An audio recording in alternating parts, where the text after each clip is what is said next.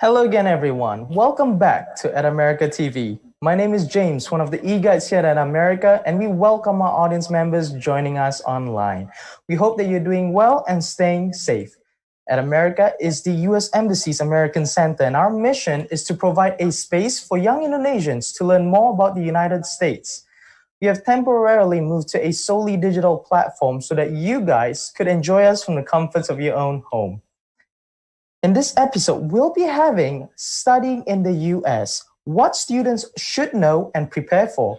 But before we begin, I have a little icebreaker game for everyone. I have a question here. Which are the two non-immigrant visa categories available for international students wishing to study in the United States? The options are A, I and M, B, F and M, C, F and I, and D, I and C. Stay tuned until the end of this program because we'll be giving a live shout out to whoever can answer correctly on our social media. Other than that, don't forget to take a selfie and tag at America's Instagram account. Without further ado, let me introduce you to today's moderator, Kak Santika. Kak Santika, how are you doing? Hi, James. I'm great. Thank you. How are you? I'm doing great, thank you. Well, the stage is yours. Thank you, James. Hi, everyone. Good morning. I hope you are watching this, from the comfort of your own home. And today we are, having this a very special event. We invited so many people just to make this happen. And before I begin, my name is Santika. I am one of the Education US advisors in Indonesia. Specifically, I am located or stationed at America, in Education USA at America. So I'm going to give you a bit of introduction on Education Indonesia, just in case, Education USA Indonesia, just in case this is your first time here. So here we go for the introduction. All right, so first thing first, what is Education USA? We are the U.S. Department of State with network over 400 international students advising center in more than 170 countries. So you can imagine that we are all around, the world, and we, promote U.S. higher education to students around the world, giving you accurate and comprehensive information on studying to the United States. So that will be, in Indonesia, we call it S1, S2, and S3, but you can also call them Bachelor, Master, and PhD. All right, next slide.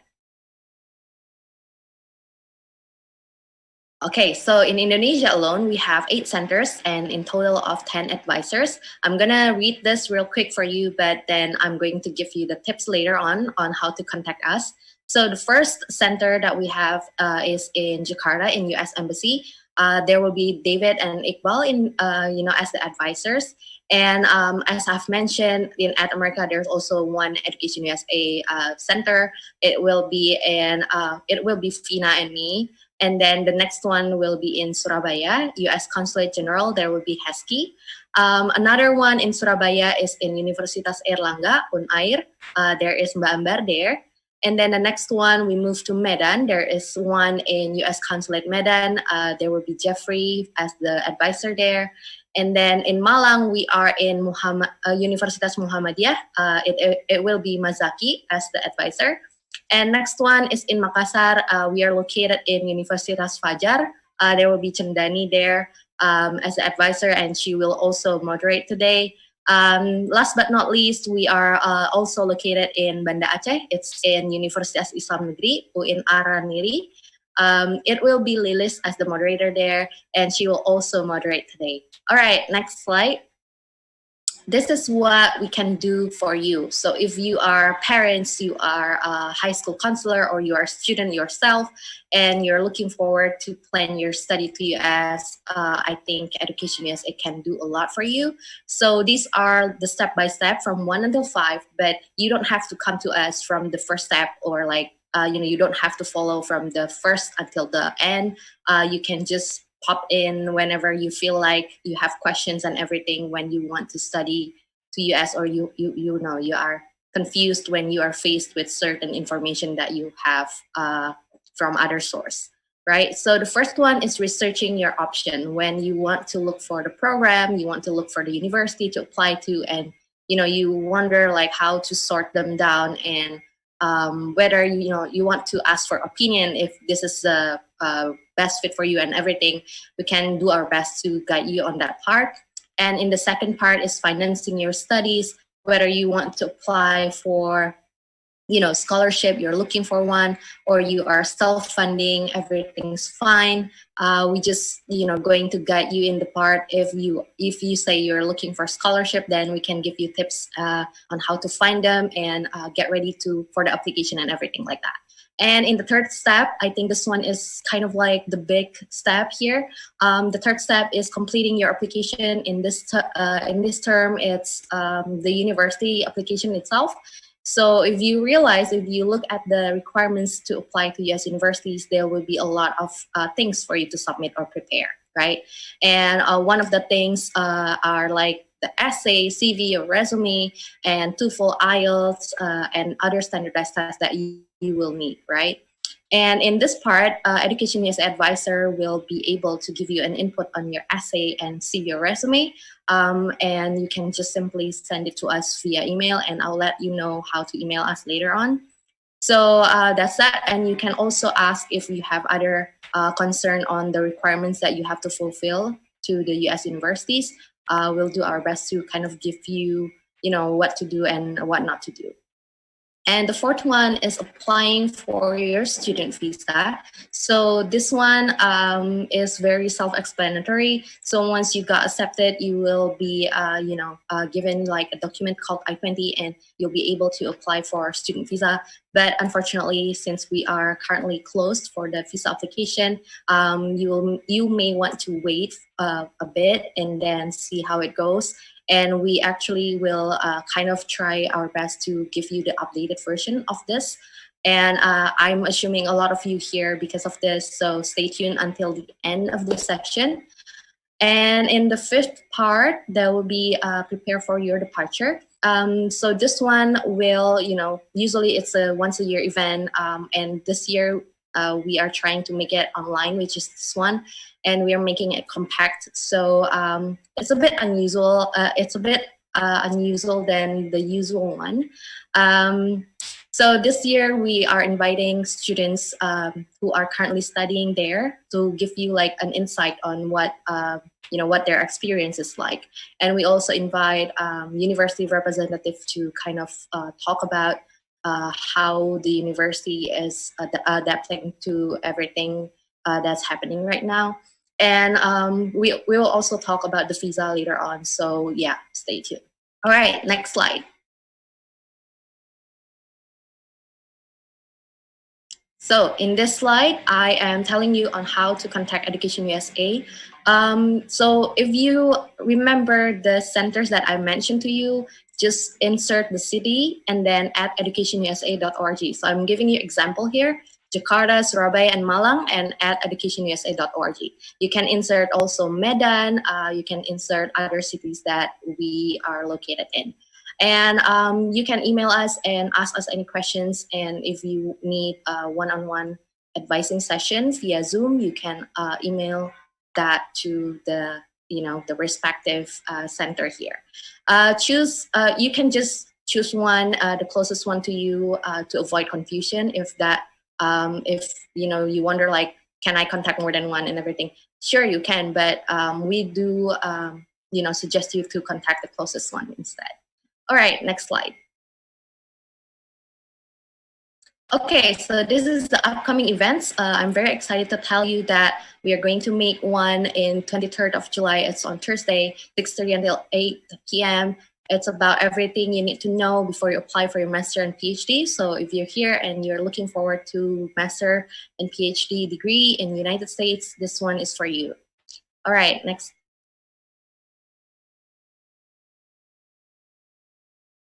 Okay, next event will be on July 24th on Friday, 6:30 until 8. So if you realize the time is the same, and if you sign up for this before like last week or anything before that, the time is a bit different. It's like 30 minutes earlier, so take note on that. This one is AMA with US universities incoming MBA students. So if you're looking for MBA, this one is very, very exciting for you because we invited 4 students or alumni to talk about it. Like it's from Cornell, Harvard, MIT, and Yale. So you will kind of learn a lot from these 4 alumni and students, right? Next. Okay, so this one is on July 30th, on Thursday. It's another AMA, but it's a bit different. So this one is from incoming students, so students who are accepted to US universities, and they are based in eastern part of Indonesia. So if you are watching this and you are in the eastern part of Indonesia and you're wondering like, what are my opportunity to study in United States, right?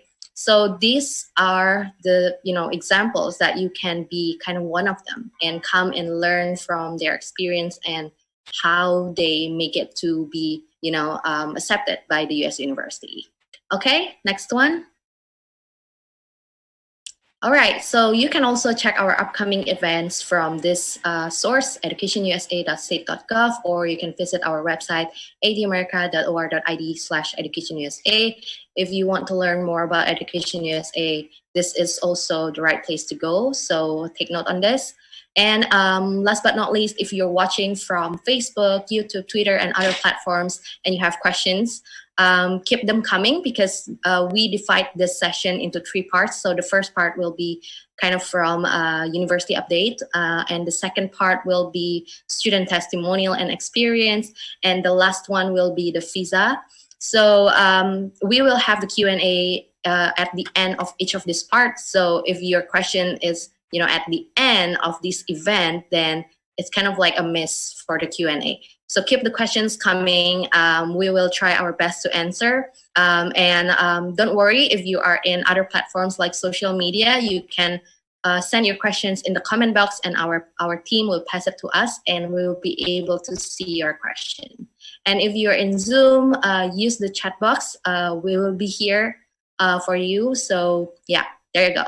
All right, before that, I think I have the last slide to show you. Next. Okay, so let's start studying in the US, what students should know and prepare for. Let me introduce you to our React, Luke. Hi, Luke. Hi, Santika. Thank you. And Yep. thank you and welcome. Yeah. Students, parents, well, I'd like to first say congratulations to all students. You've come a long way. And we are excited that you're here with us today. And we have some final tips for you before you go to the United States. Again, my name is Luke Yin. I am the Regional Education Advising Coordinator for Education USA in Maritime Southeast Asia. And we are here to support you. And I also want to recognize parents and teachers out there for your continued support for your students and children, for pushing them for their success. It is a big accomplishment, given the fact that we're facing many challenges with the global pandemic. So the universities, the communities in the United States are very much looking forward to welcoming a generation of students who are characterized by resilience and resolve. So once again, congratulations. I know that there are many questions still out there that are needing to be addressed. And through our session today, we're going to try to address some of them. Of course, because our session is relatively short, we're not going to be able to answer all the questions. But know that there is a very strong network of advocates for international students, from Education USA to university representatives to government officials to students who are here with us today. And we have a great lineup of speakers today with us. So hang in there, stay strong. You've come this far. And at the end of the day, you will get through this. The difficult time will pass and you will get there. You will get to the destination of your dream. All right, so without further ado, let us move on to our first session. And let me invite our moderator, Chandani, Education USA Advisor, representing Education USA Makassar. Chandani? Hi, look, thank you so much. Hi, everyone. Thank you for tuning in. I'm Chandani. I'm Education USA Advisor in Makassar right now. But as you can see, we're already working at home. But I'm excited to have this session. So we're going to talk about studying in the USA. As we know, we are already in the current situation. So before we start, I think we're having a short conversation with Luke. Yep. So we're touching about arriving in the USA for some of you, and then also about the online or hybrid classes. We are going to have William from Penn State University to talk about that more. But first, if you have any questions, please do it in the chat room or in a questions sheet, and then we are going to answer as best as we can. So, look, as far from probably from the Department of States saying about COVID-19 procedures upon the arriving in the USA, maybe you can talk about that more. Sure. Thank you, Chandani, for the question. Yes, we are getting a lot of questions about whether students will be quarantined when they get to the United States and the status of the fall semester for universities. And I'm going to start by saying that a lot of that varies by state and varies by institution.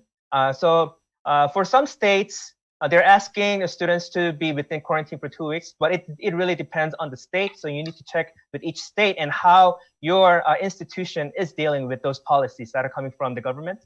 And of course, you'll have to look at the responses taken by each university. And when we say hybrid, it means that the universities are trying to come up with a combination of both online and in-person learning to make sure that students are safe. And all universities, in fact, are making sure that safety is the top priority for our international students. And there was some confusion and there was some talk about if you take the fall classes entirely online, you might not be able to maintain your student status. But that policy has been rescinded. So whether you are going to take classes entirely online or whether it's hybrid or whether it's in person, you should be able to maintain your status as international student in the United States. So let me stop there. Any other specific questions that you would like to ask? So there's actually questions regarding about health insurance, if you can answer that. So does US insurance product for students cover COVID-19 related diseases? Well, that also depends on the university policy as well. And so make sure that you check with your university office, the relevant office, whether it's like a Service of International Students, the Immigrations Office. The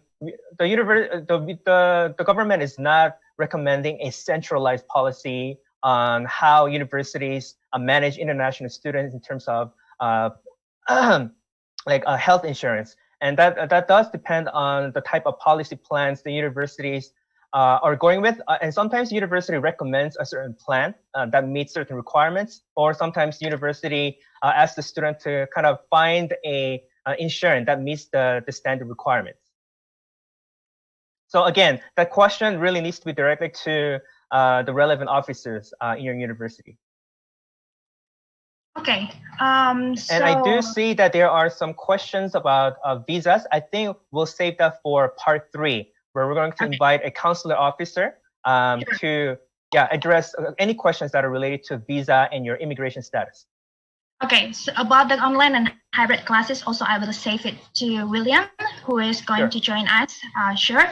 But first, maybe we can talk about US classroom culture. I believe that you also had an experience when you were in the US for studying, so probably we can share about US culture, US classroom culture, what professors expect from the students, even though it's a hybrid or online classes. I think we should know about, the environment in the classroom. That's right. Well, and this is an important question because as an international student entering the United States for the first time, you need to be able to identify the right type of people to ask the questions and get resources. And make sure that you stay tuned to the announcements that are coming from the universities. Most universities do have orientation just for international students. and in that and this semester, those orientations may be held virtually online. And you're gonna a bunch of questions, and you're gonna get to know a lot of people who will support you. And it's important that you are active in reaching out to people and asking questions. Don't just wait for the information to come. If you have questions, if there are things that you're unsure about, reach out and ask a question. Don't be afraid to ask questions. The resources are there. The support is there. But as a university student, as an adult, as a young adult, the expectation is that we play that active role in kind of stepping out to ask questions. And U.S. classroom culture will be different, of course. I'm sure our student speakers will be able to share more. But in a lot of cases, universities in the U.S. follow a liberal arts curriculum, which means that not all classes will be lecture-based. I know that a lot of international students would be more used to sitting in a lecture-type classroom, taking notes, and being tested on that knowledge on an exam paper. But a lot of the classes in the United States run on discussions, and there's a lot of reading and writing. And then the professors will ask students to share their opinions, and it can be a little bit intimidating at first. And a lot of international students are afraid that if I kind of give a wrong answer, then I might lose score, and then get a bad GPA. But that's not always the case. We like to say that there is no such thing as bad question, or a bad answer, because a lot of those questions that the professors are going to ask are open-ended questions.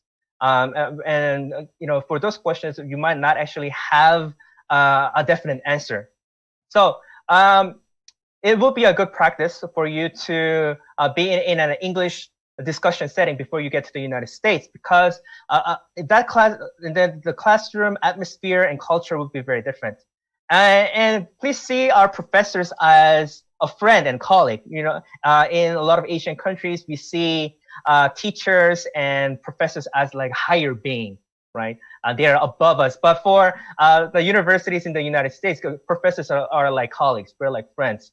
And they have office hours. Sometimes students are confused that when you say office hour, they think that professors are working. This is office hour, we shouldn't bother them. But office hour means that the door is open to the students. You're free to enter the professor's office anytime, and you can just ask any questions. And you can just visit a professor's office, even if you don't have anything to talk about. You can just go there to share about yourself, your life. Hey, I'm from Indonesia, and I really liked what you said in a classroom. I'd like to know more about certain topics, and professors really appreciate that. All right, so like I said, you do need to adopt a bit of an active attitude when you are entering the United States to get information, to connect with professors, to connect with friends, and of course, don't just stay in the bubble for international students. And it happens naturally. It happens naturally because those common denominators, tend to attract people together, combine people together. But make sure you are stepping out of your bubble, and you're building relationships with American friends and students from other countries, because diversity that we have at our campus, U.S. campuses, are one of the biggest strengths of U.S. campus. And we want to make sure that you really connect with the entire world that is represented in our university campus. Okay, thanks, Luke. So I think from your last explanation, we want to cover also about communicating with professors, just because, Indonesian cultures, Indonesian students, they probably don't really get used to, talking to the professors or to asking for helps. Probably we can talk about that more, communicating with professors. And then also, because since we are having more students for hybrid and online classes nowadays. Yeah. Mm-hmm. Right. So connecting with a professor, it can be intimidating at first, and because you want to make a good impression. And then the students usually know that those professors might potentially write recommendation letters for if you're applying to grad school later on or looking for a job. So they are overly afraid of reaching out to professors. But so one tip that I can have is even if you don't have like good questions to ask, you can always ask the professor to clarify and elaborate on certain points. And professors usually like to talk about their field, what they're interested in. So try to identify what are some of the things that the professors kind of talk about excitedly, right? And then reach out to the professor and you say, hey, I liked your explanation about this document or this book. Can you tell me more about this? So a question, can you tell me more? Or can you clarify? Can be a very simple but great questions that make our professors really, really excited, right? And so it doesn't have to be a profound philosophical question. It can be an easy question. So can you explain, can you repeat that again? Or can you elaborate on certain things, right? Or you can also say, hey, I'm interested in this field and I want to know the type of jobs available in this field and how I should set up my career plans. Can we maybe have a cup of coffee, like 15 minutes, 20 minutes? I'll buy you the coffee. And then the professors will love it. And of course, the things will be different because a lot of the classes would be in online for the fall semester. But still, I think the professors are open to Skype calls and Zoom meetings as well.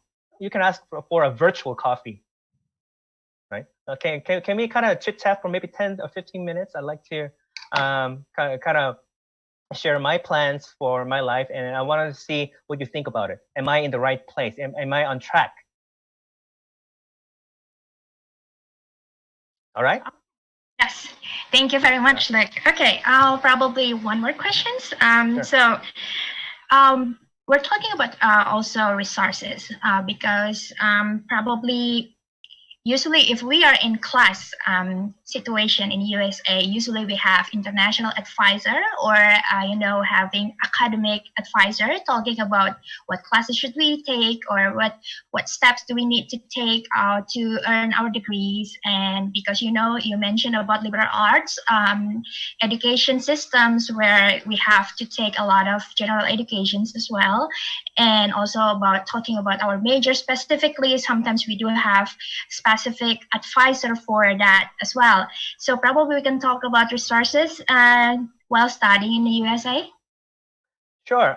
So there are lots of resources out there, and the reason we have this liberal arts curriculum system is to basically give students a broad base for learning, because we still see our students as students who are still growing as a person, right? And then undergraduate education especially is not just focused on the technicality of information in the field, but we also want you to grow as a person. So it's important for us, for the universities, to make sure that students can take classes from different fields and connect with people from different fields as well. And that communication skills will be key to your success in your life.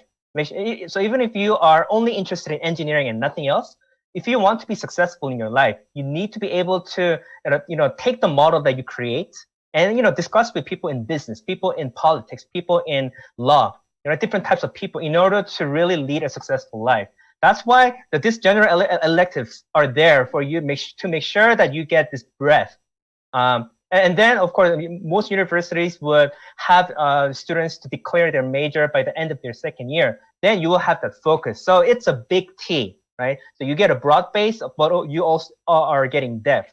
And your academic advisors are there for you to kind of plan for your coursework and also help you find the right people, the organizations out there, companies out there, and then you can also find a mentor.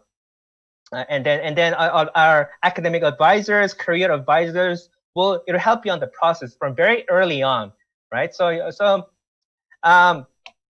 And that pretty much kind of explains why things are set up in such a way in the United States, and that is to help you to become an active learner, right? You don't just sit there and receive information and just follow the track that is made for you, but you create your own path, right? And then you can select courses that interest you, and engage in conversation with people who are outside your field, so you become a better person.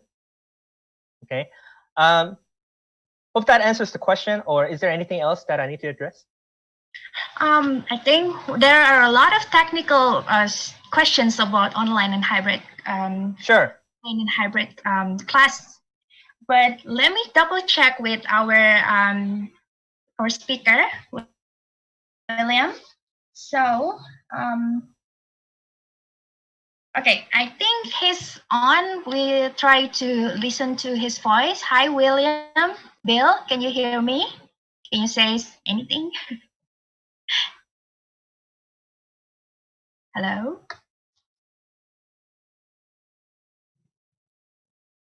William?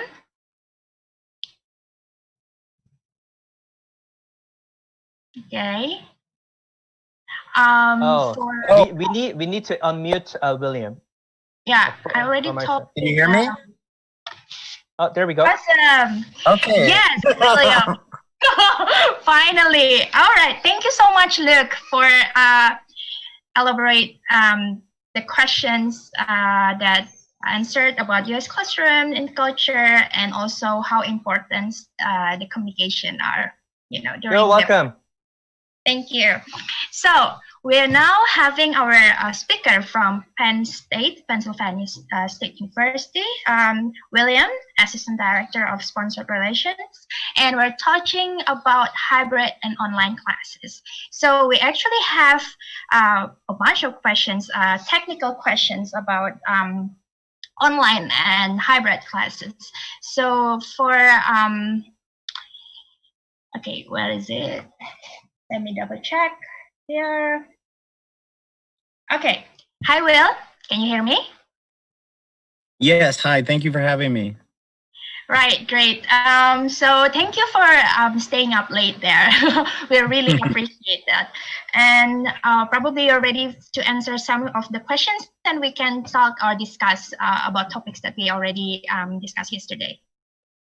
Yeah, sounds good. I just wanted to take a moment to, thanks to Luke for, he really summarized what a U.S. education is in a nutshell. And I just want to say that Education USA in Indonesia is such a tremendous resource to all the young students and scholars in the country. They know all the institutions, big, small, inside and out. This is your best resource. So thank you all for joining them today. And I hope we can answer some of your questions. I'm happy to be here. Okay, right. All right, so we jump to the first questions. It's actually about if students decide to study remotely from Indonesia this fall, how they can select the courses, and probably you can talk about Penn State also. Are they having hybrid or online classes fully? Yeah, so I'm going to start by saying how we're set up for this year, which is pretty common for most institutions in the United States. And then I'll kind of branch off to what you might see at other institutions. So the way Penn State's approaching this is we're approaching 2020 with a lot of flexibility. So if you're able to come to campus, we will have in-person coursework available to you. Now, most of that in-person coursework will already be hybrid. You won't meet in person a lot of times during the week, but you will meet at some point. And then you will have a portion of your course that will be delivered remotely or broadcasted. So that's if you're in the US. Now, if you're not in the US or you can't come to campus, there are possibilities for you and so that you don't lose any time in your coursework. So almost all residential courses have been adapted to also be broadcasted remotely. Now, because you're in Indonesia, the question you need to be asking yourself with any remote option for coursework is it synchronous or asynchronous? So in our cases, we are offering both, but it's going to be your choice to decide which one you're going to sign up for. If it's asynchronous, then you will download the course material, you will watch the video of the lecture, and you'll do it on your own time. And this takes a lot of motivation and kind of self-control of managing your time. So if you're that type of person that can make their own schedule, they're very disciplined, then asynchronous courses are for you.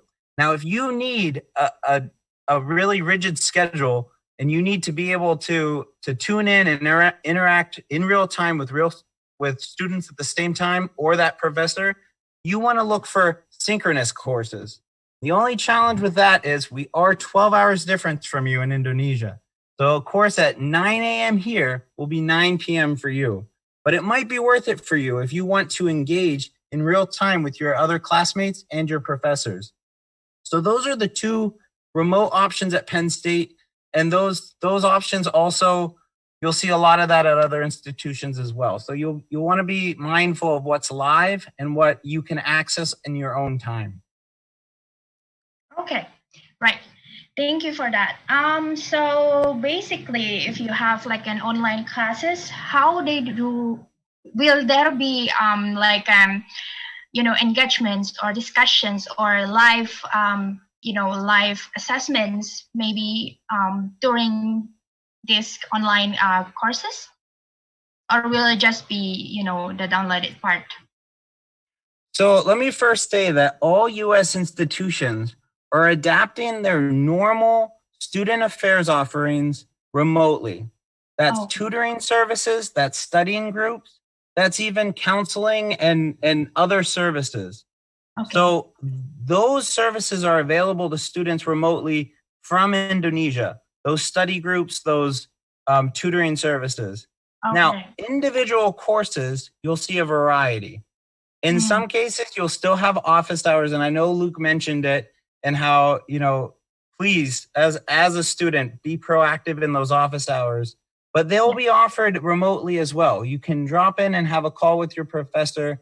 You can have that one-on-one engagement at a time that's appropriate for you.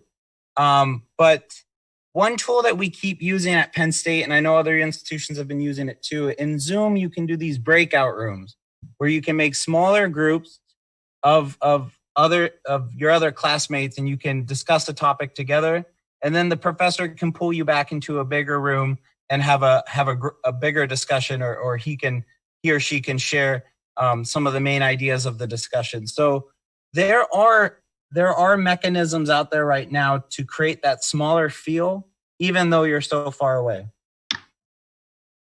All right, thank you for that. So we'll proceed to how is actually they're going to be evaluated for those who are taking online classes, especially. Will participation grading look different due to the Zoom setting, or will classes be recorded for reference? How to cope with, and then, basically about how will they be evaluated? So I will mention just a caveat. Spring, as you know, spring came with a lot of surprises, and all our courses went remotely in the United States in mid-March. From there, most institutions chose a pass-fail option. So that means you decided you didn't want everything you did to be counted for a full grade. You wanted the professor just to say that you passed it or failed the course. And that was kind of an exceptional situation for spring, and I wouldn't expect that to happen this fall, because we have now had the time to prepare more, thoroughly a normal class where quizzes, exams, writing assignments, they accumulate for your total score. So I wouldn't expect that pass fail that many of you may have seen this past spring. Oh, okay. Because I believe all the institutions are now adapting to a new normal, quote unquote. So yes, ma'am.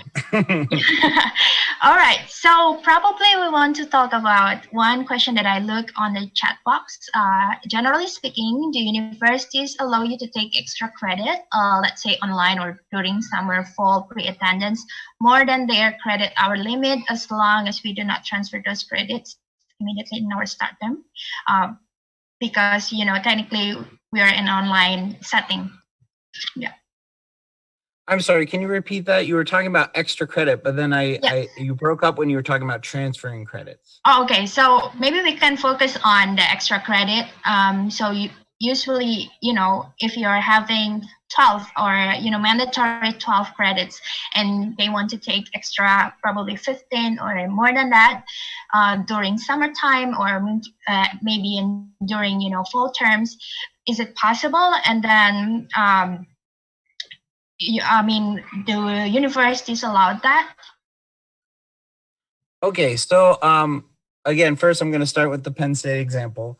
So for us, your enrollment is the same once you're full-time. Full-time credit in the United States is 12 credits and above. So once you register for 12 credits, we consider you full-time. If you register for 18, that's the same tuition, same everything. You register for 22, God bless you, that's the same as well.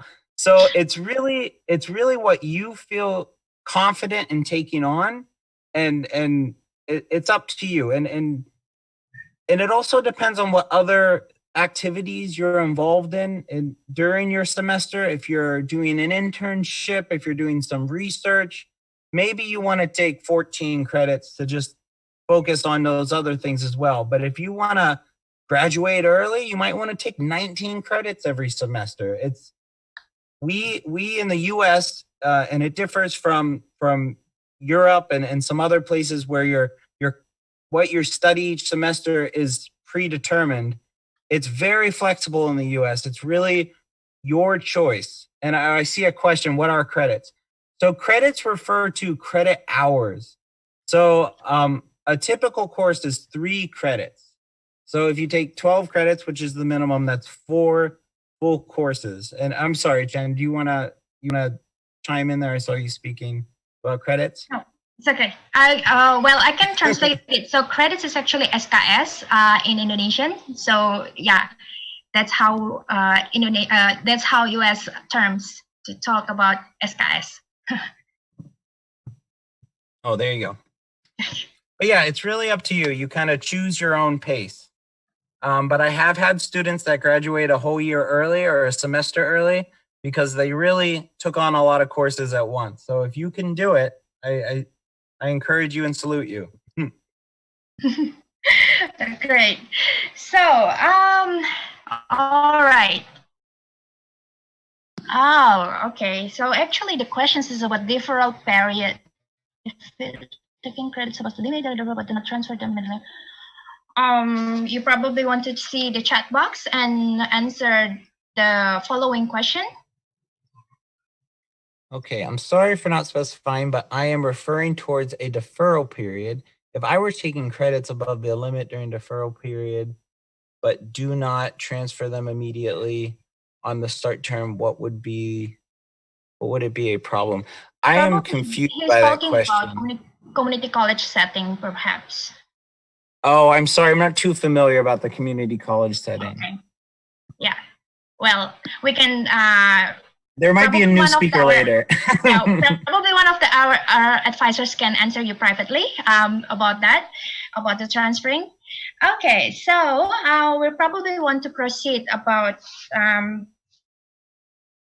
maybe before we actually proceed to the next questions, we have to rewind a little bit to the beginning of the semester, or we can say the new normal semesters, to the students who are accepted, online classes. Do they have online orientation as well? Yeah, let me just first, if we're rewinding a little bit, I'm well aware of what's going on in the global news, and we follow that very closely. I just want to kind of just say for 1 minute that the U.S. is a very large country, and we have a lot of diverse experiences across the U.S. So please be mindful of the university or college that you're interested in. Go ahead and search their data, what their situation is with the current pandemic, and kind of look at what the local situation is, because often our news kind of talks about the United States as a huge whole, but we have very different situations across the United States. So broadly speaking, it's not all as terrible as it might seem at some point. So I encourage you to engage immediately with your university or college to learn more about what the local situation is, before you arrive. I think that'll be very helpful in your decision making. Okay. And then you were talking about orientation. So we will be having orientations virtually this summer. And during this orientation, you're going to learn your institution's COVID-19 protocol. So for example, what we're expecting students to do when they arrive is we are expecting them to quarantine for 2 weeks and just kind of monitor themselves and not really go out in public too much. And then after that, we want them to engage on campus. Most campuses in the United States will be requiring masks. And then once you arrive to your class, there will be some expectation of social distancing. So you won't be sitting very close to your a classmate right next to you. You might find that teachers are teaching behind a plastic barrier, but still in front of your class. So these things will be normal. You'll see a lot of hand washing stations and sanitizing stations outside each classroom. And I don't think this is too different from what you might be seeing in Indonesia now. A lot of people wearing masks, a lot of people taking special precautions. So that's where we're at in the United States right now. And we do welcome students to campus, but we are taking the approach that we're all in this together. And if we can take all these actions together, we can keep this virus at bay and move on with our education. All right. So I actually have one last question. It's about if the students take under 12 credits while doing online classes, is it possible or is supposed to be just 12 credits? So if you're in Indonesia, it's of course possible. The question comes from your immigration status. Now, I don't know if you guys have been following, but we have had a recent change and then a revert back in our immigration policy for students taking online courses. We are still working through what the new protocol and what the new federal guidance will be with full-time credit. And honestly, I'm going to lean on our Education USA colleagues because maybe they know more than we do right now at Penn State. But if you don't have a visa now and you're not in status or anything like that, you're starting as a first-year student, of course you can take under 12 credits. That won't affect anything because you're in Indonesia. But if you're trying to stay in the US full-time, the expectation will be that you're 12 credits or above. Okay. And Chen, I don't know if you want to correct it. Maybe you have some more insight than I do on that. I think that's probably the answer. Okay, so okay, maybe one last question. Because we have to talk about future a little bit. So there are some concerns or there are some questions about will the US So if it's taking about spring semester next year, and then let me find the questions.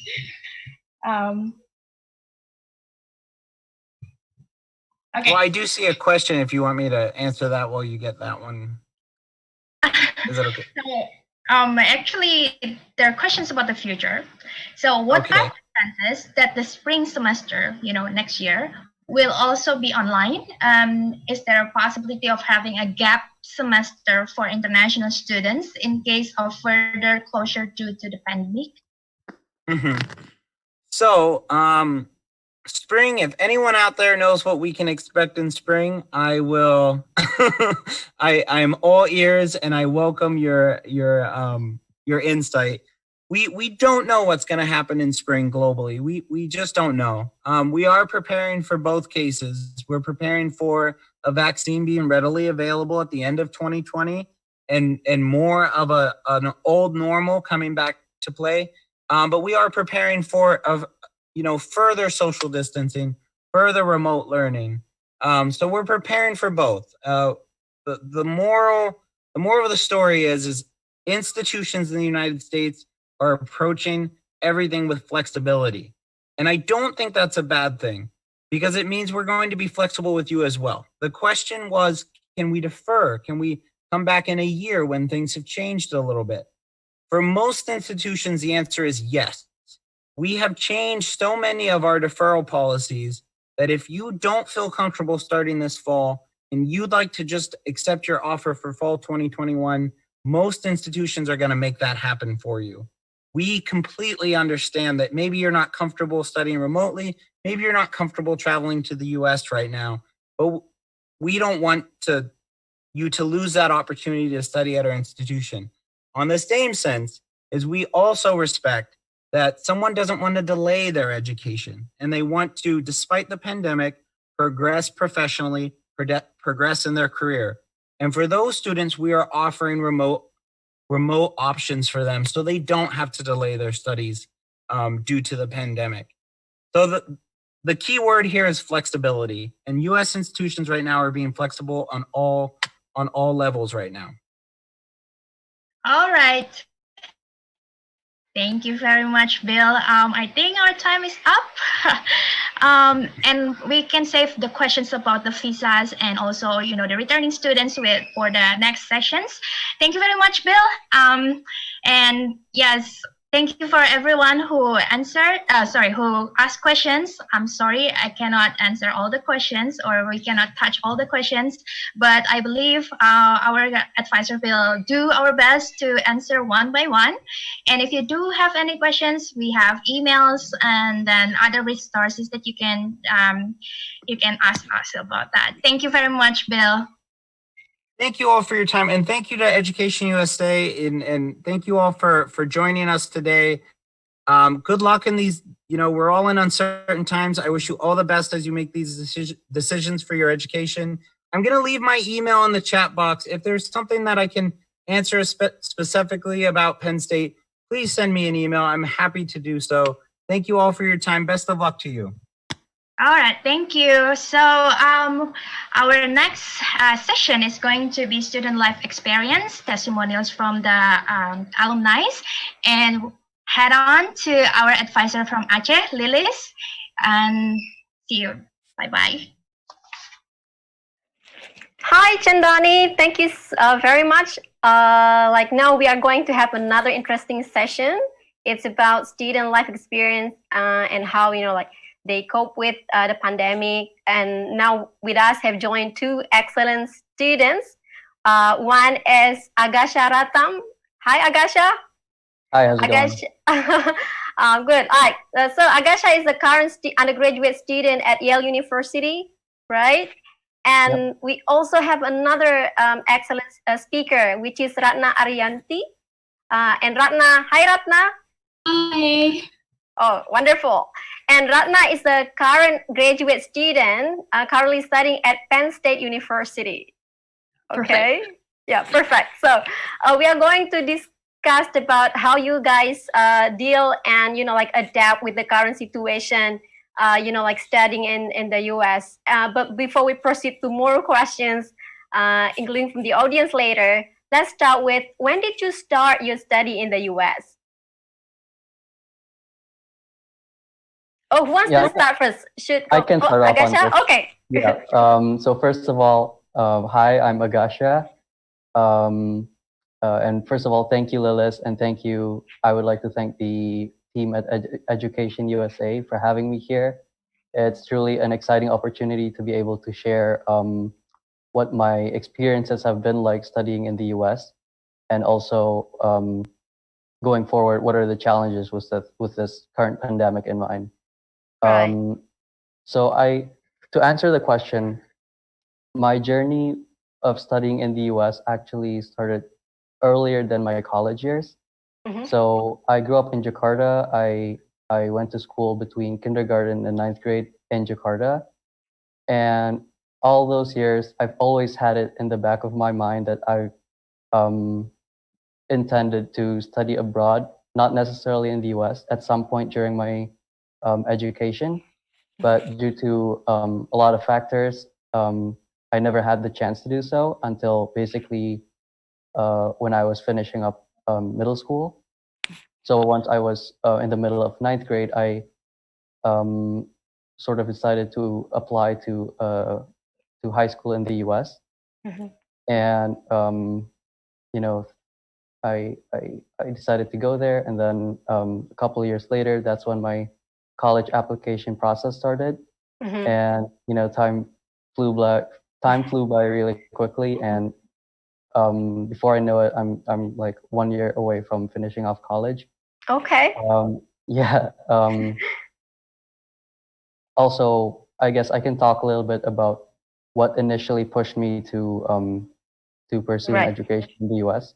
Okay. So you are in the last year of your education right now. Yeah, so Right? I just Yeah, finished my okay. I just finished my third year and supposedly going to my fourth Sure. and last this September. Okay.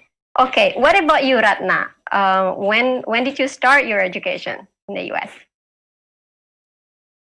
Okay, so first of all, thank you so much for inviting me join this session. So my name is Ratna Ariyanti Uwar. People call me Ratna, and I'm taking my master program in Pennsylvania State University. It was just a year ago, so this is my second year, I guess. Okay. Just first years, and then so I'm from the eastern part of Indonesia, which is a remote place, and luckily I got a scholarship from the government of Indonesia to do my master program in Penn State. And well, actually, one of my intention to have this kind of program in Pennsylvania State University is because it has been my dream since I was a kid to live abroad or to study abroad, and by 2019 it came true, and then I feel like so blessed because of this opportunity I had now. And yeah, I mean, I just feel like this is a starting point to pursue another level of my life. Yeah, thank you. Okay. Right. Back to Agasha. Agasha, I think you want to elaborate more. Why did you decide to study in the US? Right? Yeah, I think a lot of it was driven by curiosity, both in the academic sense and non-academic. So in the academic sense, I was like growing up, math was always one of my favorite subjects, and I was just very curious to learn like what math is like in the US, how it's taught, and how it's different from the way that it's taught in Indonesia, the way that I was used to. And the other part was the non-academic part. So I was curious about the challenges that I will face. I know that I would be putting myself in an environment where I'm far away from my family, I'm far away from all my friends that I grew up with, and basically I was just curious how I would face those challenges that come along the way. Okay. Now, so during your study, like preparation to the application to the university, did you encounter any problems or challenges? Should we start with Ratna probably this time?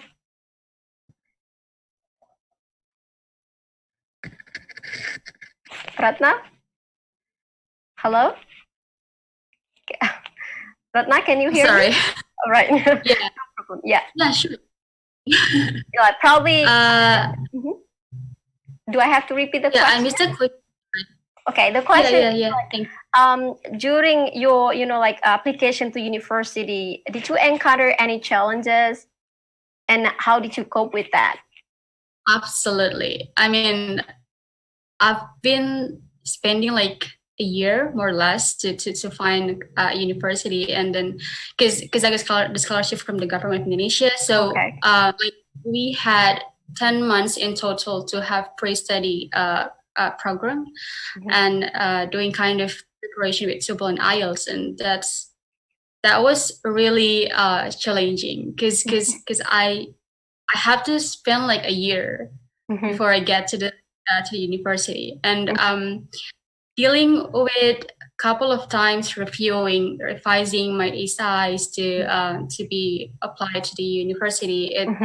It took time, and it took my energy as well. So I think the most challenging part of my struggling was when I had to deal with my English first, because you know, having an education in the eastern part of Indonesia is not that easy compared to those living in or western part of Indonesia. So that was the first, the most difficult part of the process that I've been through.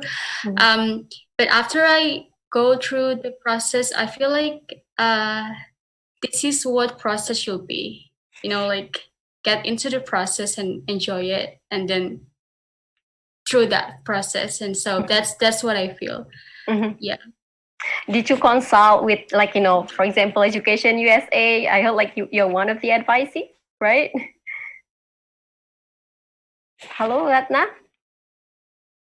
Hi, Ratna. Can you hear me? Hello.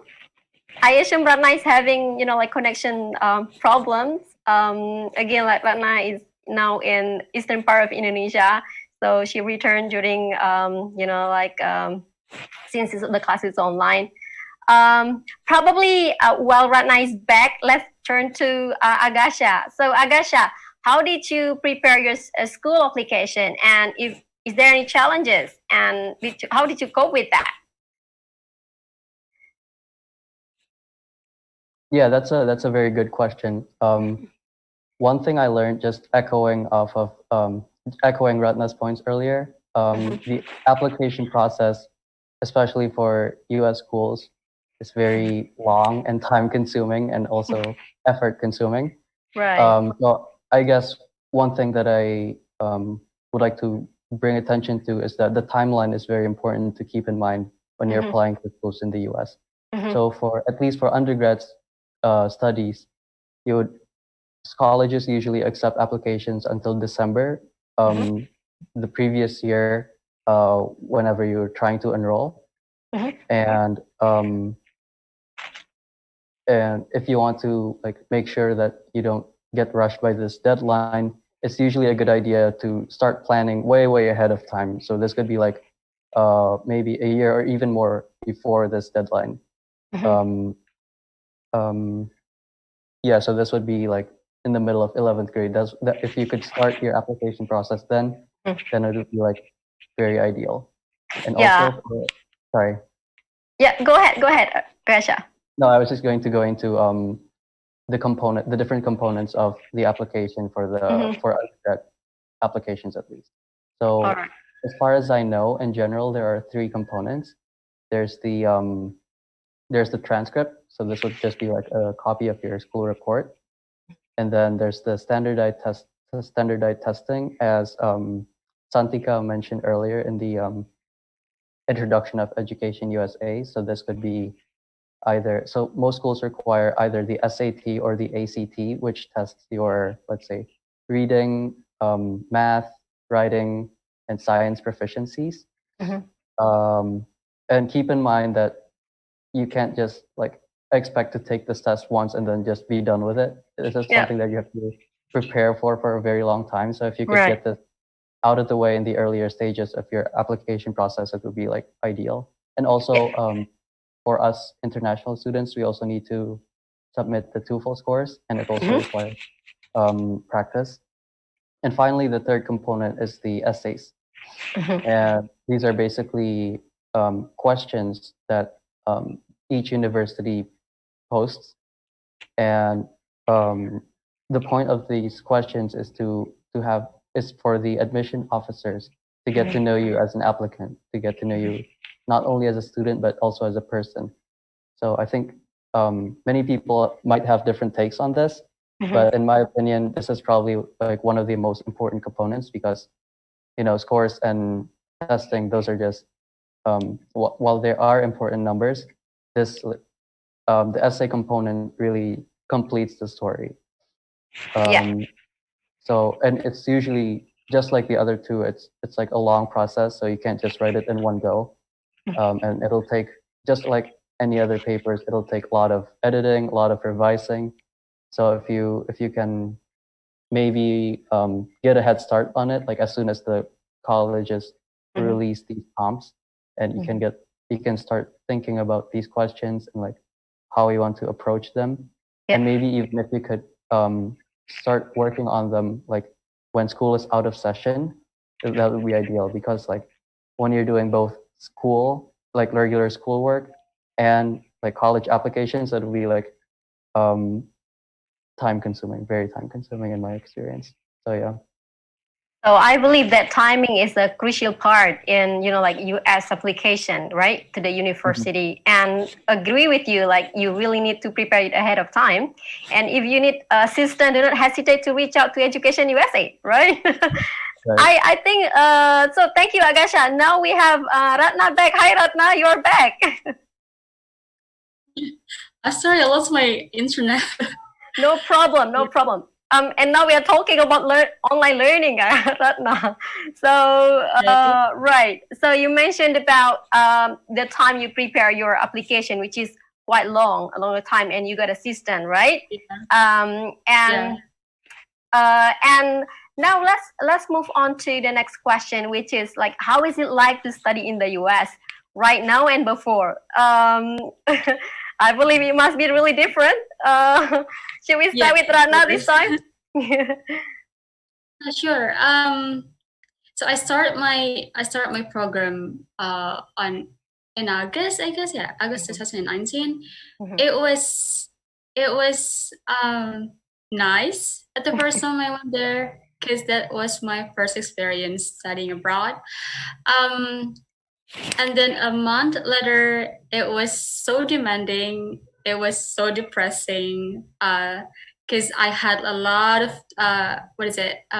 tasks. I have a lot of homeworks to do, and the challenge was actually how to cope with the new atmosphere, being surrounded by many international students, also from American students as well.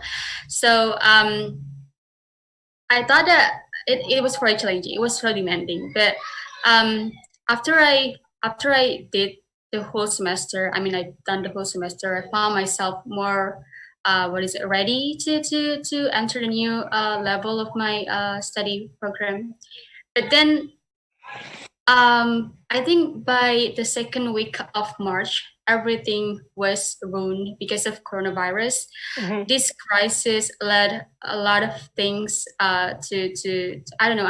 It changed a lot of things, especially our way of program. And then I was in a place that not in State College, not in Bay State. We were having kind of social activity in Kentucky at the time, and we had to go back to Penn State because of this crisis. And then a week later, all classes turned online, and I was having my first online presentation the first day of the week, and then I just don't know what to do. I feel like we live in a virtual life now, so it was challenging as well, because I feel like I'm more comfortable doing in-person classes instead of online, because you can just go and click on the online button, and then you can just leave your laptop, do anything else. And I think it's not really effective, because you're not really focused on what you do or what you study. So I think I prefer to have in-person instead of online classes though. So this is what I'm considering to have in my next semester. Yeah. Right. So thanks, Ratna. Now let's turn to Agasha. How is it like, Agasha, to study, like during pandemic, and how is it different from previous semesters that you have? Yeah. I guess I can first talk a little bit about what it's like to study as an international student in general. So I think the first year, like the first couple months after you move, will be very, very challenging, because not only are you studying in a different environment, but also you're living in there. You're like, it's like a whole different life that from the one you previously led, different lifestyle that is. And I think the previous speakers already highlighted some of the differences between education in the USA and education in Indonesia. So, for example, the classes are they require you to be more active learners rather than like passively receiving lectures. And also, there's a lot of more flexibility in choosing your courses. So you sort of, I think someone mentioned the phrase choosing your own path. I think it was very accurate. So I guess I won't go too much into detail about that. But studying in the pandemic obviously is something that's new to everyone, not just the students, but also the teachers. So in the spring, it took some time for the teachers and students to adjust to the new system of learning. And there are obviously some pluses and minuses. Like some pluses that I have in mind are like the ones that I thought was very prominent was that it was very time saving to have online classes rather than in person, because you know you can just do other stuff while attending lecture. You can like eat breakfast or whatever. But also it comes with a lot of downsides as well. For example, I myself like learning in an environment where I can see other people are also working hard, because that also motivates me to work hard as well. And when I'm alone at home, I don't really get to see those people who are working hard, and sometimes it could be hard to motivate myself to keep up my studies in standards. But yeah, going forward, I think a lot of schools are adapting their curricula. So each course, for example, at Yale is being reconsidered in the way that they're taught. For example, I can bring up. So I'm involved in the electrical engineering department. Right. So usually a lot of the classes require students to participate in labs, for example. And during this pandemic, they decided that for most of these labs, they will just be moved to online versions of the labs. So the professors all like come together and find ways to make these labs still engaging, but also conducted in like a much safer manner. But then there are also classes where the professors deem it important for students to be actually like doing the labs physically. So in those cases, then labs are still like required to be in person. So yeah, and I think as like going forward, I also have asked a lot of my friends in college whether they will be taking a gap year or whether they will be um, taking classes online, or whether they will be on campus and still taking classes. Basically, Yale decided that classes will be hybrid, so mostly classes will be taught online. So you can basically just tune in from wherever you are, or you can also choose to be on campus if you prefer it that way. And yeah, I think there's still a lot of uncertainty in the air, and people have different preferences as to what their best strategy is for next semester. Right. So again, like there's a challenge, there must be solution for this, and we are kind of like need to get strategies to adapt with it. Now, what about you talked about challenges and how university try to adapt with the current situation, but are there any support system provided for students, for example?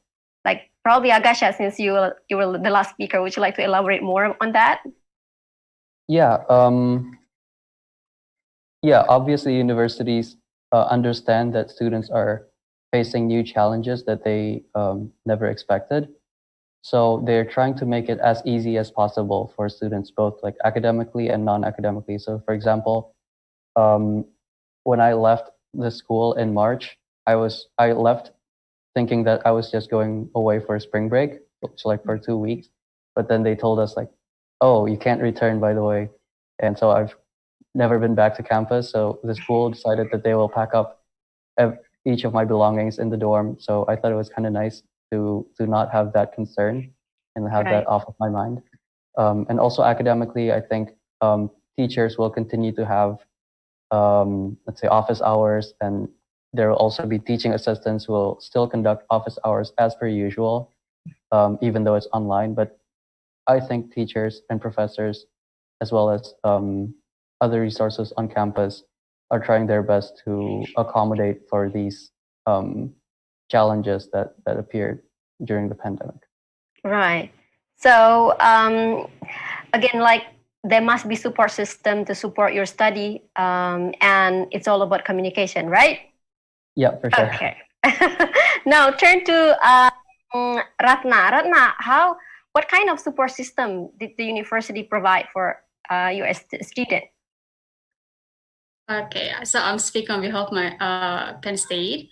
So what Penn State provides to its international students, actually a lot of help, because they provide us with housing, also with financial matters as well. So Penn State has a lot of programs to its international students. So they have like online consultation that all of students can access virtually, and so they can also provide students with help to help students with housing, rent, or whatever, and then also mental support, like because I believe and I remember that at the moment one of my friend he was from India, I guess, and he was experiencing a lot of problems dealing with his housing, his dorm in on campus, and luckily the university eventually helped him to solve the problem. And so I see how Penn State really trying to help students with any kind of problems that they face. So it's not only academic but also more like personal problems that students often face. So I believe that it's not only Penn State but almost all of university in the U.S. have those kind of program to help their students. Yeah. Right. So for the upcoming semester, how will the university they plan to operate the classes? Like Ratna, is the classes will be fully or entirely online, or is there in class classes, or the class will be hybrid, which is like combination between online and in class? Yeah. What about you? Yeah, Ratna. As what William said before, previously, he said that the Pennsylvania State University will have a hybrid, kind of program to the next semester. So it will be a combination between online courses and also in-person classes. So students are given more options to have their own design to have the program.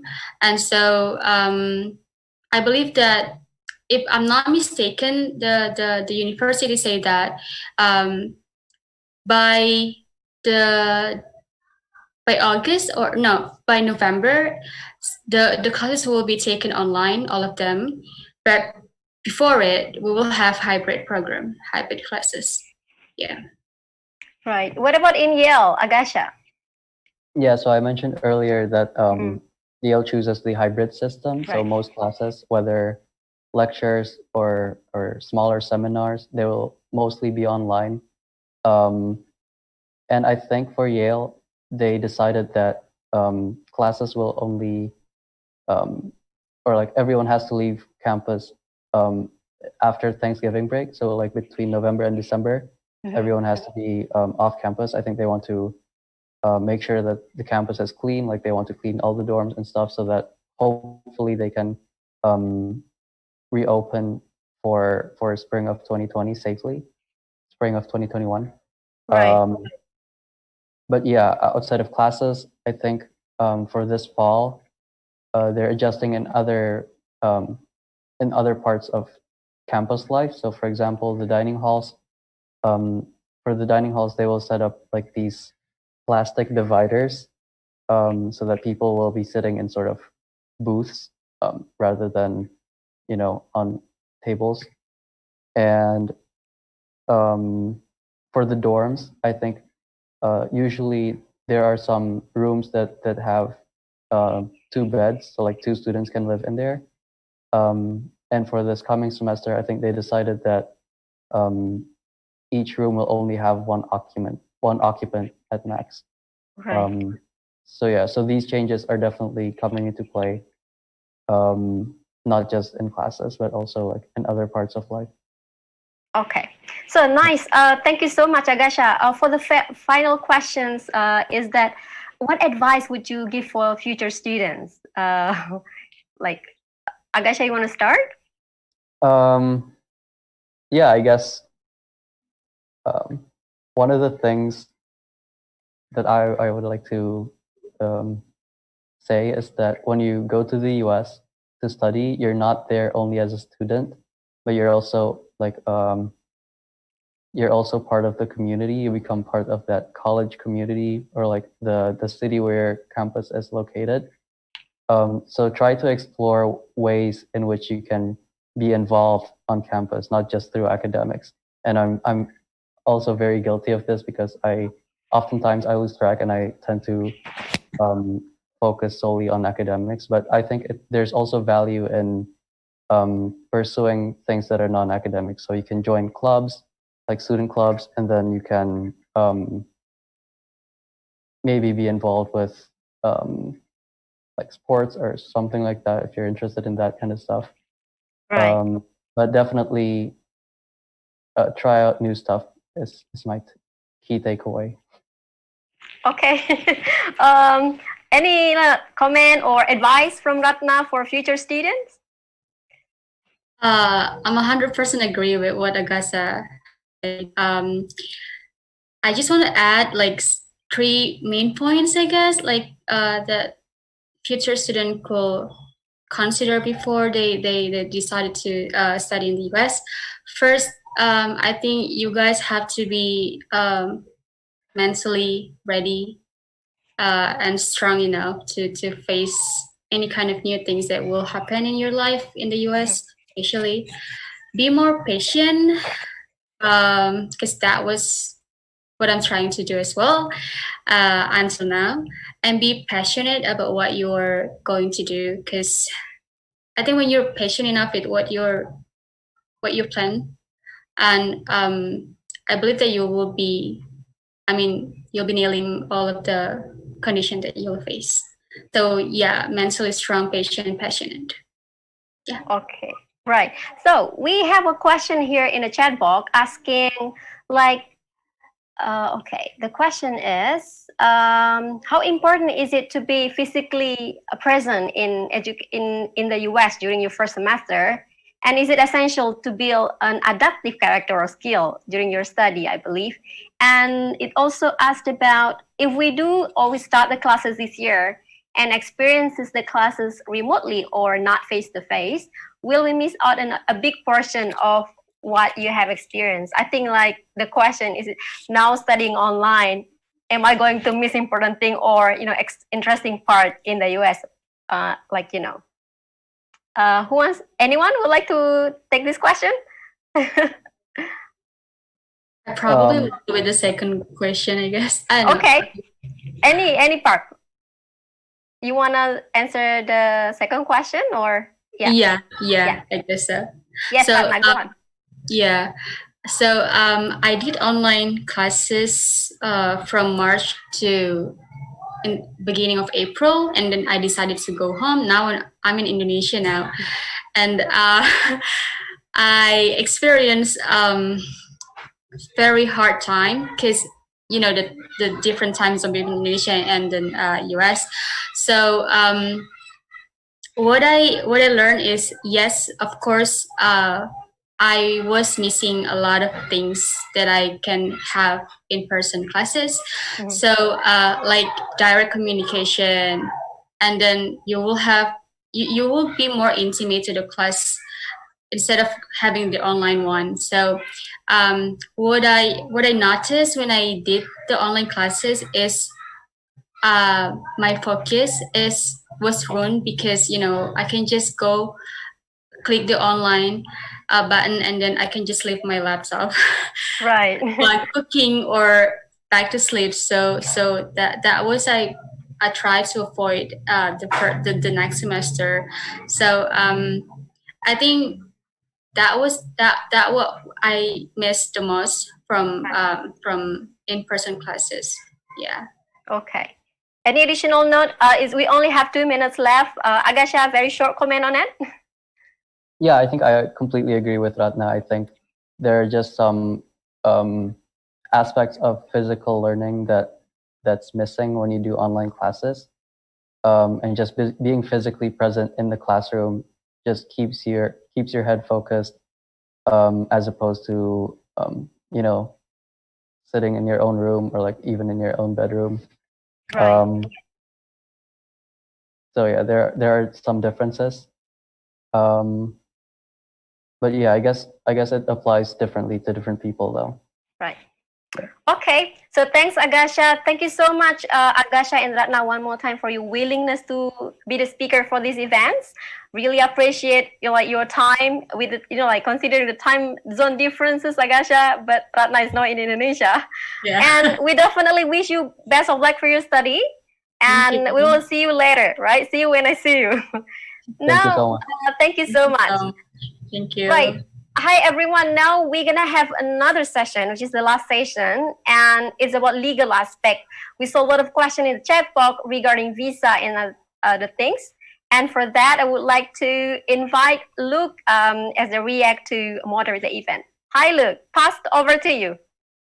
Well, thank you, Lilis, and thank you, students, for sharing your journey and experience and some of the sentiments that you have. Well, and all the best and good luck for the upcoming semester as well. And for this session, we're going to invite a consular officer from the U.S. Embassy in Jakarta, Mr. Vincent Falone, and who will be giving us a brief presentation on the U.S. visa process for international students. And then he will also be available for some questions, although we don't have a lot of time. So, well, thank you, Vince. Over to you. Thanks.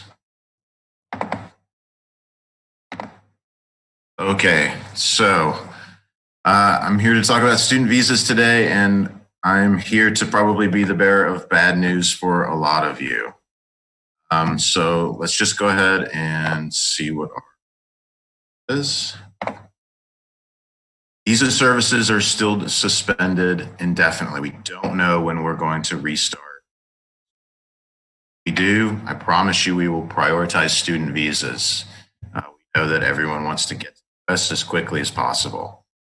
And I know that I saw this question a couple of times already in the chat. The start of school is not qualify you for an emergency visa appointment. And even if it did, there aren't any visa appointments right now. We hope to restart visa services as soon as possible, but at this time, I'm doubtful that will be before school starts. So that means that you should be in touch with your school, specifically with your DSO, your designated school official, to see what options you have and what makes the most sense for you. That might mean that you defer the start of school until the spring semester. That means maybe you take a year off, or maybe you do online school until we can restart visas and then get to the US as soon as you can. Everyone's going to have a different, there are different options that should hopefully work for everyone. So please don't wait until the last minute to contact your school and see what options you have.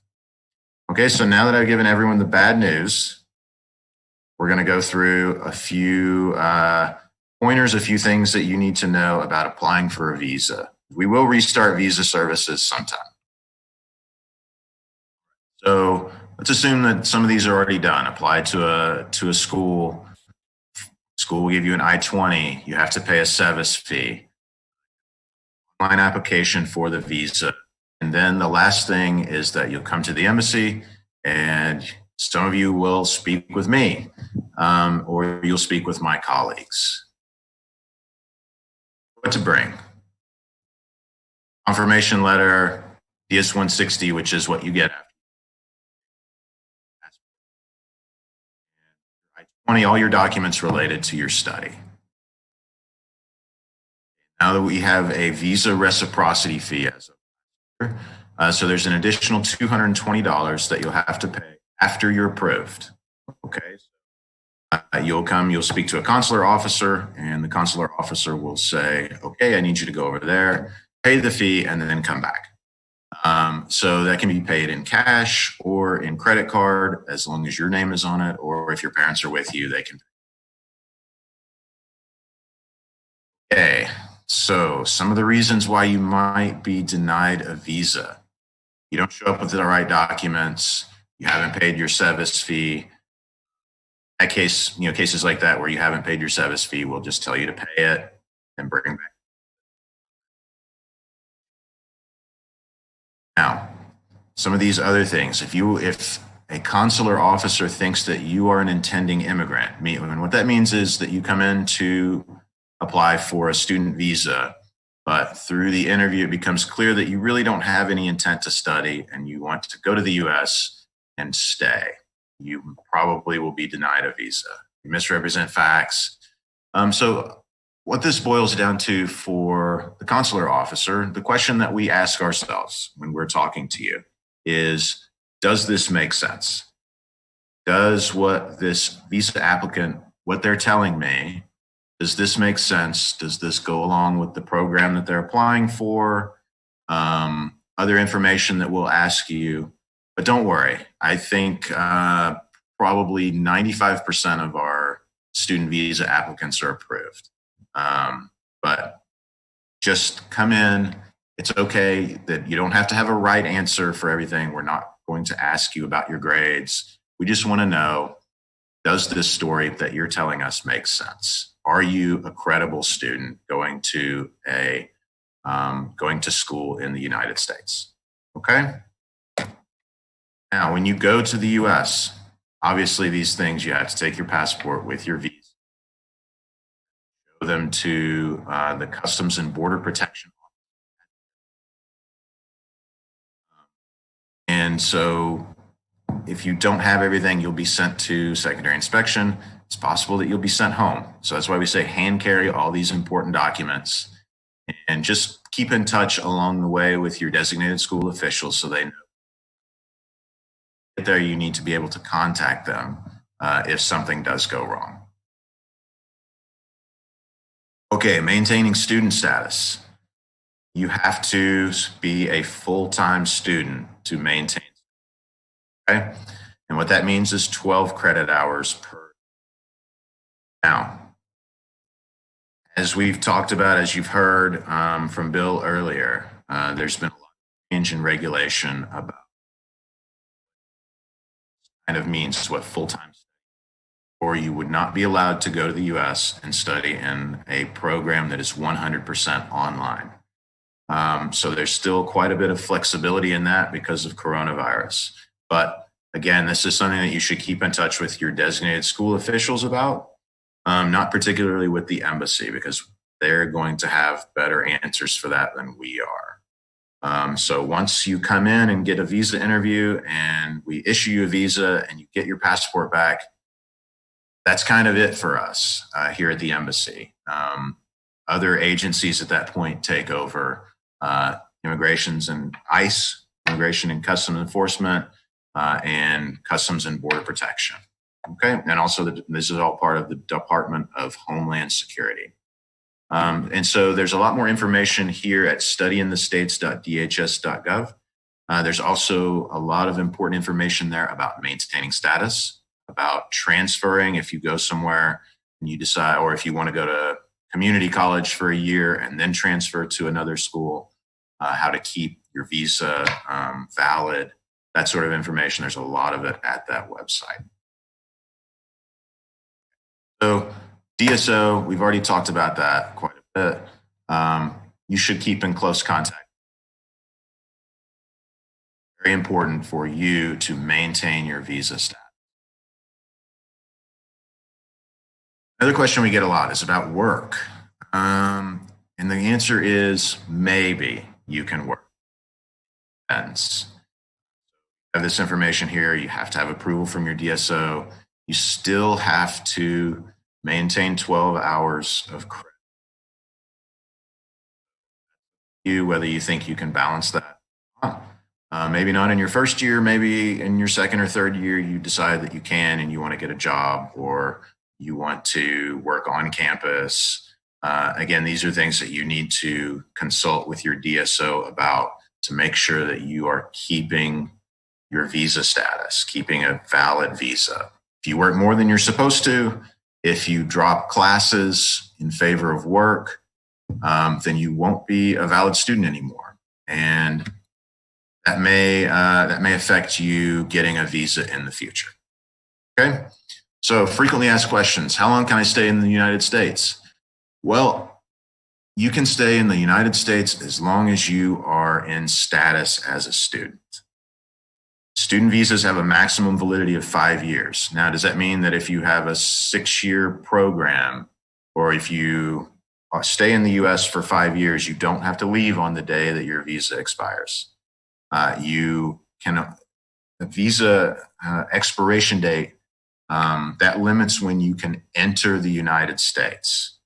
Okay, that doesn't mean, oh my gosh, my visa expires in the middle of this semester, I need to leave and go back to Indonesia and get a new visa.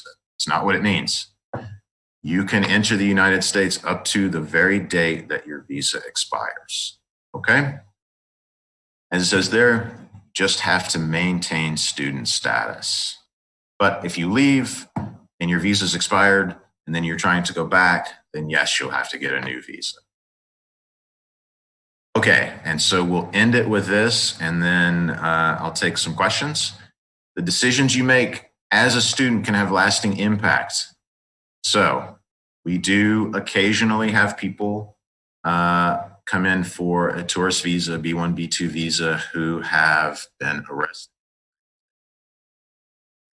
Typically arrested while they're students, or things like the shoplifting, drug use, drinking and driving.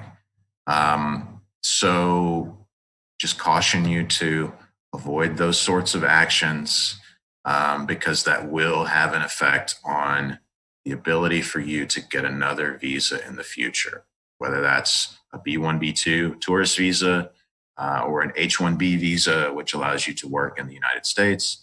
All of these things that you do as a student, to include being out of status, dropping too many classes, those can all have an impact on your future ability to get a visa. Okay, so with that, why don't we go ahead and stop? And if there's any questions, I will do my best.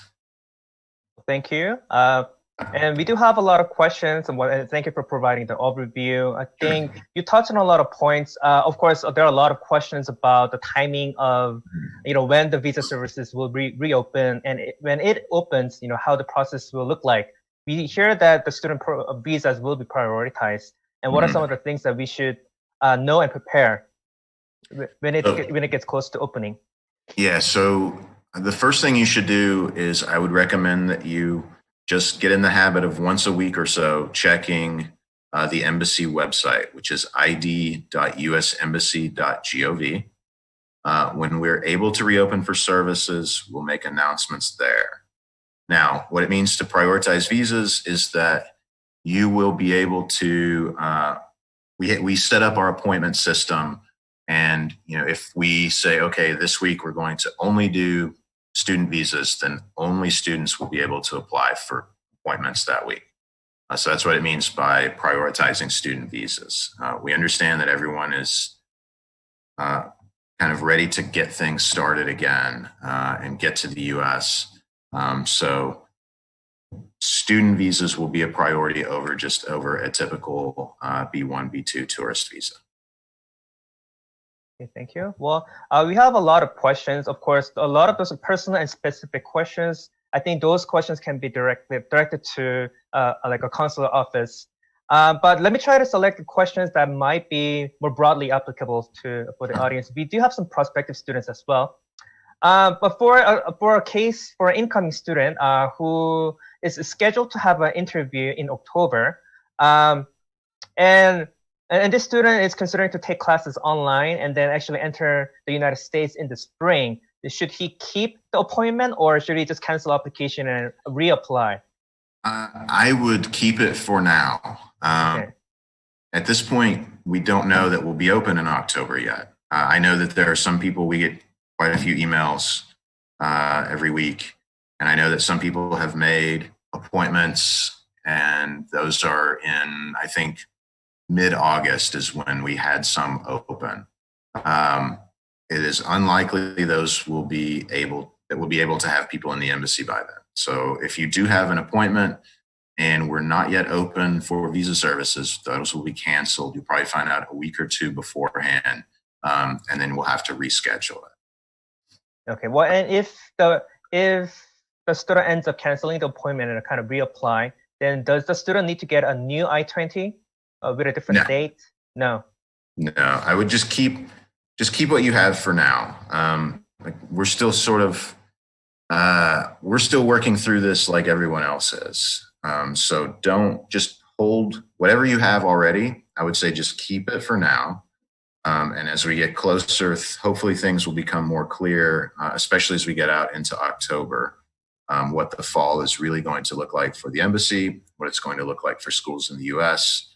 And then that should hopefully take care of some of these questions that we just really don't have good answers for yet. Understood. And Vincent, can you kind of comment a little bit about a difference between a visa and maintaining student status? Those are different things, but sometimes students are confused over what's a visa and what's like maintaining student status through I-20 and stuff. Right. Okay. So a visa allows you to enter the United States.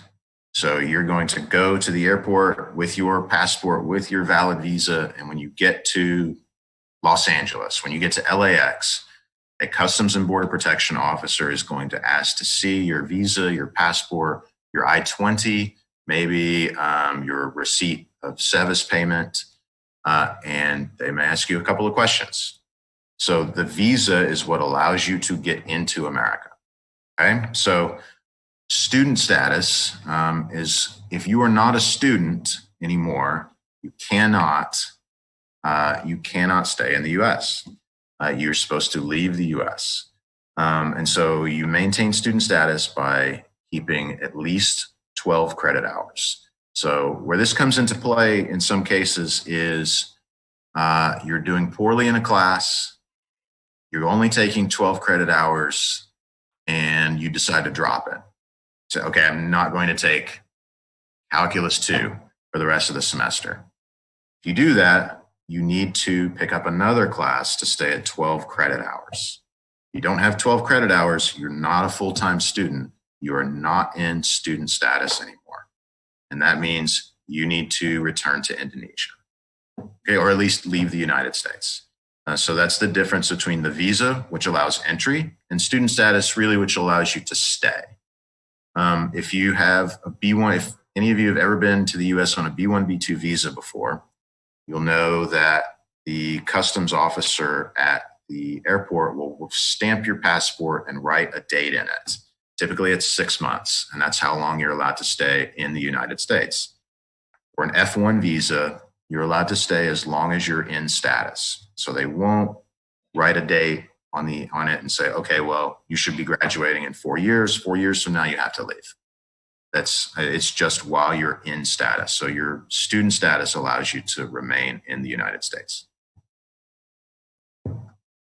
And wonderful. And a related question is, so if you were to take classes online for the fall, and actually enter the United States in the spring for the first time, should you still apply for a visa for the fall semester in order to maintain status? So that, especially for graduate students, if they want to kind of transition to OPT, they need to show that they have been maintaining status for a full year.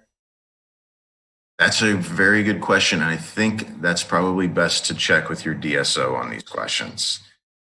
They're more in tune with regulations that are coming from the Department of Homeland Security than we are. Like I said earlier, once we issue you a visa, we've sort of sent you on your way out into the world. And I don't want to say that we've forgotten about you, but we have to deal with a new group of people that want visas. So while you're in the US, your status is a matter for Department of Homeland Security and also your school. So I think that's probably better answered by your DSO. Sure. So I think you already answered a lot of the questions. So you do not have to get a new I-20. And even if you're planning to enter in the spring, and not at this point. Yeah, check again with your DSO and see if they want to issue you a new one. And it's hard to say with if you're starting school in the fall online from Indonesia, whether your I-20 should cover those months or whether it should start when you're actually planning to physically be in the US. And I don't have a good answer for that. But again, your DSO should have a better grasp on those regulations. Sure. And can you kind of elaborate a little bit on the fact that the school start dates won't be considered as emergency and they're eligible for emergency appointments? Right. So we have gotten quite a few emails from potential students saying, I can't make an appointment. This is an emergency. I need to be in the United States on August 15th because my school starts. And that's not an emergency. I know it feels like an emergency to a lot of people, but unfortunately for the purposes of getting a visa appointment, it's not an emergency. And also, there aren't any emergency appointments to be done because we don't have any appointments at all. So really this is based on a couple of things. One, on a typical day in January, which was kind of probably the last time we were doing a full load of visas every day, we might have 400 or 500 people come through the embassy in a day. And we're not yet comfortable that we can do that and do it safely for the protection of our visa applicants as well as everyone working in the embassy. The other thing is that we are doing reduced operations at the embassy. So right now, it's just a limited number of people to process visas. So it may be a while before we're back to having 400 or 500 visa interviews in a day before we're able to even do that. Wonderful. And some other questions. Well, this is an interesting case. Well, this person is in the United States on an H1 visa and would like to apply for an F1 visa. So the appointment is in August, but this person, you would say that should hold off from traveling back to Jakarta. I would, and if you are on an H-1B, I believe you can adjust to an F1 while you're in the United States. But there was that, let me find, it was the DHS. Let me find it. So there's information about that at studyinthestates.dhs.gov.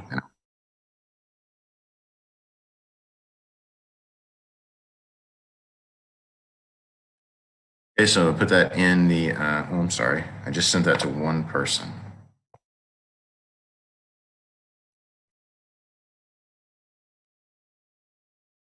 A lot of information about those kind of questions at that website.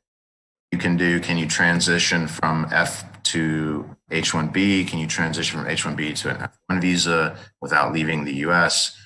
So a lot of those questions are answered there. All right, and then another question is, well, as an Indonesian citizen, do you have to apply at an embassy located in Indonesia, or can you apply from another country? And apply from another country. You may find it more difficult to do so. For one thing, I know that it's difficult to travel from Indonesia to other countries right now, right? A lot of countries are completely closed. I don't know that you could, say, fly to Japan and make a visa appointment and be able to even enter Tokyo from the airport. So those are some of the problems that you probably will find if you try to do that. Another problem is that we see sometimes these things, people come in from other countries into the embassy, and it's hard for us to determine the intent of their travel. So what that means is that if you're from Indonesia, my colleagues and I, we know enough about Indonesia. We know enough about what a typical student from Indonesia looks like. what they're going to study, what they want to do, how it's being paid for. We can look at your documents and say, okay, yes, this makes sense to me. I understand what this person wants to do, and your visa is approved, and good luck in your studies. If you go somewhere else, they may not have that background and awareness of Indonesia, and it may not look right to that officer. And so where you might find that you would have no problem getting a visa while you were in Jakarta, you might find that you were denied if you flew to London. It would look strange to a consular officer if you just showed up and had just sort of been in London for a day and just to do a visa interview. So I wouldn't recommend that. But again, visa services are, for the most part, suspended worldwide. I think there's only a few countries that have restarted visa services. So it's going to be a little while everywhere before we're back to doing normal service. Exactly. I think one of the reasons the students are asking this question is because of travel restrictions. Sometimes that might be the only option, that you can't afford to go back to Indonesia. So I'm sure the visa offices will kind of take that into consideration, even if you are applying from a third country, like another country. I can't say. It's up to every consular officer is different, and what I might take into account may not be what someone else would. Okay, we are almost out of time. And then I'd like to get to one last question. I'm sure, I think some students are still confused about maintaining status and taking classes fully online. So there are students who are receiving announcement, the current students, that their school might go online entirely for the fall semester. Then should they return to the home country to maintain or transfer? That's not a question that I can answer. Okay. Really, if I told you one way or the other and I was wrong, I would feel really bad about it. So that is really a better question for your school. I know that your schools are all poring over these regulations, trying to figure out what they mean and what it is that they need to do to keep their international students in status. And every single school that has international students is doing this right now. So that's the first place that you should start, is definitely with your school. Your school wants you to be in status, whether that's 100% online from the US, whether that's online from Indonesia. They want you to maintain your student status. They are your advocates. They are the best place for you to find the answers to questions like this. So if you have a question about whether or not you're in status, or whether you do one thing or another, whether that will affect your status, you should definitely run it by your DSO first, or the Office of International Students, which a lot of larger schools have. Run it by them, say, look, I want to do this. I want to go home. I don't think I want to be here if it's all online. Does that affect my status? Will I need to reapply for a visa? Those are the types of questions that's why your DSO is there. So use them as a resource. Like I said, they're going to be a lot more in the weeds of these regulations as they change, as they fluctuate, which they probably will for this whole semester. I think we probably have not seen the last of the changes before Christmas. Just as things work through, and some things work, some things don't. I encourage you to keep in touch with your DSO, with an Office of International Students, if you have one on your campus. Okay, thank you so much. I know we still have a lot of questions, but I think Santika, our advisor, is listing some contacts that you can reach out to with your questions. And like Vince mentioned, you need to identify the right people for your questions. And lastly, Vince, who do you recommend for students to reach out if they have questions regarding visas? Regarding visas, it looks like Santika left the Jack Consul inbox on there. That email I answer that email all week. So me or one of my colleagues sees all those emails. Again, first I would check on the embassy website. There's information there about students. The DHS website that I put in the chat earlier, there's information there. Travel.state.gov is another good one. That's just basically the catch-all State Department website that has a lot of visa information about it. Thank you so much, Vince. We'll end it there. Thank you for this informative session. And if one of the advisors can kind of leave a link for the video recording, as you know, this session has been recorded. And thank you everyone for coming. I want to say, give a special thanks to all the speakers that have joined, students, William from Penn State, and our advisors that have arranged the session. And I will give it back to our e-guide, James. James? Much to our speakers and moderators for the informative session. It's really great hearing about all this updated information. Earlier in the event, we asked our audience members, which are the 2 non-immigrant visas currently available for international students wishing to study in the United States? And the answer is F and M. Unfortunately, there are no winners today because no one answered correctly on our social media accounts. But thank you to everyone who has participated. Don't forget to tune in next time at America TV to get a chance to get a shout out from us. Now, you may be wondering, how can I develop an awesome idea for a place like this? It's easy. All you need to do is visit our website at www.atamerica.or.id.